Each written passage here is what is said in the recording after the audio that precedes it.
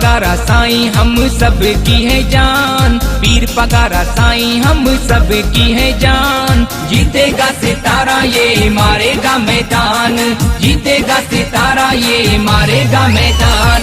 हाज़रीन, अवामी न्यूज़ में ख़बरनि जो सिलसिलो जारी है। इन वक्त असीं तव्हांखे खैरपुर खां ख़बर ॾींदा हलूं त PS 11 लाड़काणे में इलेक्शन दौरान GDA उम्मीदवार जी शानदार फतह ऐं पीपल्स पार्टी जी शिकस्त जी ख़ुशी में GDA रहनुमा ऐं मुस्लिम लीग फंक्शन लीग तालका खैरपुर जे सदर हाजी इमाम बख्श फिलपोटो पारां शानदार तकरीब कोठाई वई। तकरीब में पाकिस्तान मुस्लिम लीग फंक्शन लीग जे रहनुमा अब्दुल गनी फिलपोटो, शाहनवाज फिलपोटो, रमज़ान मुगल, वहीद मंगरियो, राजा भंबरो, साबिर सैयद मैसर समेत तालका खैरपुर सां ताल्लुक़ रखंदड़ पार्टी जे कारकुननि वॾे तादाद में शिरकत कई। इन मौके ते पार्टी जे कारकुननि पारां फंक्शन लीग जा झंडा हथनि में खणी पीर साहब पागारे, पीर सैयद सदरुद्दीन शाह राशिदी, मौज़म अब्बासी समेत तमाम पार्टी क़यादत जे हक़ में नारेबाज़ी कई ऐं मौज़म अब्बासी PS 11 लाड़काणे जे इलेक्शन में फतह जी ख़ुशी में मिठाइयूं तक़सीम कयूं वियूं ऐं भरपूर ख़ुशी जो इज़हार कयो वियो। इन मौके ते GDA रहनुमा ऐं मुस्लिम लीग फंक्शन लीग तालका खैरपुर जे सदर हाजी इमाम बख्श फिलपोटो ख़िताब कंदे चयो त GDA उम्मीदवार मौज़म अब्बासी जी फतह पीपल्स पार्टी जी ताबूत में आख़िरी कील साबित थी वई है। पीपल्स पार्टी जॾहिं का सीट छटंदी आहे त चवंदा आहिनि त अवाम ताक़त आहे, जॾहिं शिकस्त मिलंदी अथनि त शोर मचाइण शुरू करे छॾंदा आहिनि त इलेक्शन में धांधली थी। ही सभु कुझु कूड़ आहे छो जो अवाम हाणे बाशऊर थी चुकी आहे। लाड़काणे जी अवाम लाड़काणे में भुट्टो खे दफ़न करे छॾियो आहे।